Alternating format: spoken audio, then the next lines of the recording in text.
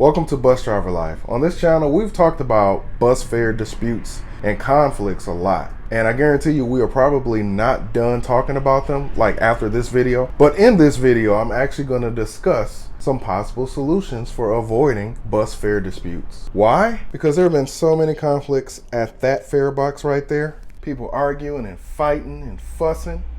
And we need to find ways to avoid it because it's unnecessary. You ain't lying.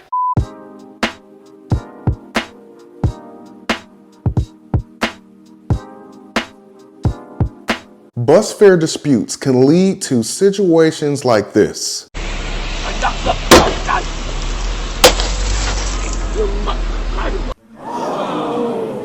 Let's take a look at a bus fare dispute situation right now. You can look out for us. Bro, first of all, how you going to work with no money? How you catching the bus with no money, bro? I used everything I had to get. Like, come on, bro. You Paid, just can't get paid. the No, back, bro. Definitely get paid Friday. Like when you come back through, I can even double up if you need me to. All right, bro. 250, bro. All right. 250, Look, bro. My man worked too.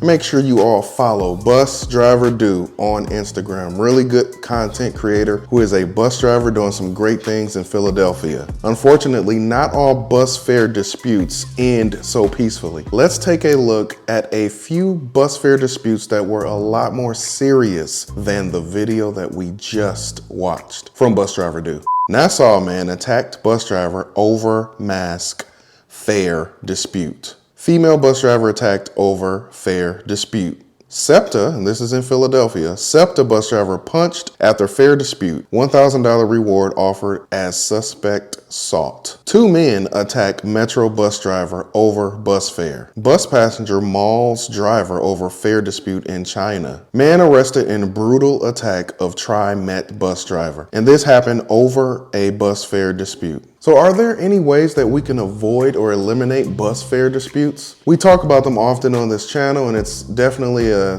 topic of discussion often amongst bus drivers, better known as bus operators. So let's take a look at 4 possible solutions and determine if they are realistic or not. Solution number 1.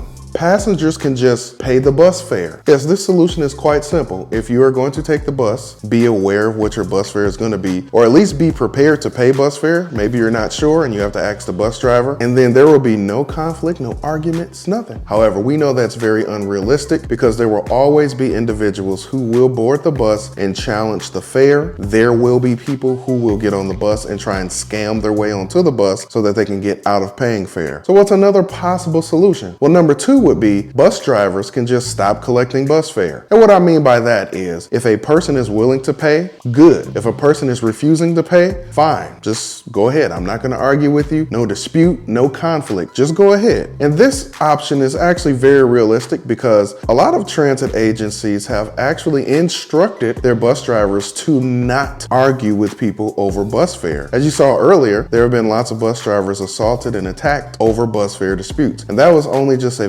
very small percentage of the bus drivers who have actually been attacked. And it's true, as a bus driver, a bus operator, when you are out there on the road operating your bus, you are on your own. Help is not going to get there until after something has happened. Typically, they're not going to be there before, and they're not going to get there in time enough to stop something that's already in progress. By the time they get there, the situation will be over. So avoiding the conflict altogether, even if a person boards the bus refusing to pay, I think that's a realistic option. Solution number 3, have enough security and police officers to patrol every single bus and train, light rail, subway, metros, whatever. Have enough security and police officers to patrol everything. That way they can enforce the fare. So if someone is on a bus, for instance, since we are really talking about buses, but this also applies to trains and everything, public transportation as a whole. But if they're on your bus, you already have a security guard or a police officer on your bus. So if they refuse to pay and they're giving you a hard time, there's already somebody right there. Unfortunately, this is extremely unrealistic and is probably not going to happen. Why? It's way too expensive. A lot of transit systems in medium to larger cities have hundreds and hundreds of buses on the road, as well as light rail trains, subways, metros, trams, streetcars, all different modes of transportation. So it's almost impossible to have enough funding to have a law enforcement or security staff person on every single bus and train. Would it be nice? Yes, it'd be really cool to have my own personal security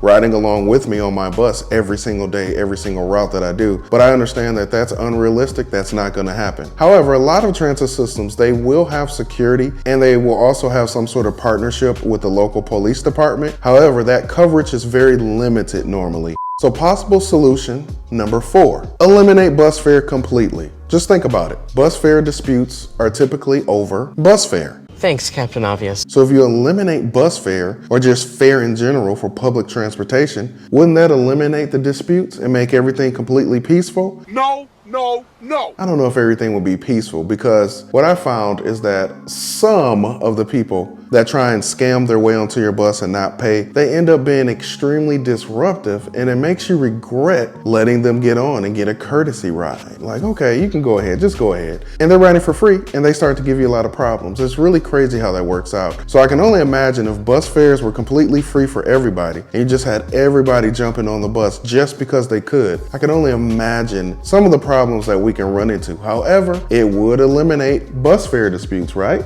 As a matter of fact, ABQ Ride in Albuquerque, New Mexico, they are eliminating fares January 1st of 2022. They will be saying farewell to their fare boxes. Just the thought of getting rid of a fare box is pretty cool to me, because fare boxes are so annoying. Depending on the model fare box that you have, sometimes the dollar bills take forever to go into them if they are wrinkled, if there's any sort of folds. It's like the fare boxes want perfectly straight, crisp dollar bills. Anything outside of that, it's gonna take like 5 minutes for them to put their fare in the box. Like, I've literally sat at a bus stop for one person up to almost 5 minutes trying to put their money in. And it wasn't that they were doing something wrong. Their money was kind of wrinkled, but it wasn't too bad, but the fare box just would not accept it right away. And as far as eliminating fare, I feel that's realistic. Most transit systems, from what I've seen, the smallest percentage of their operating budget is typically bus fares.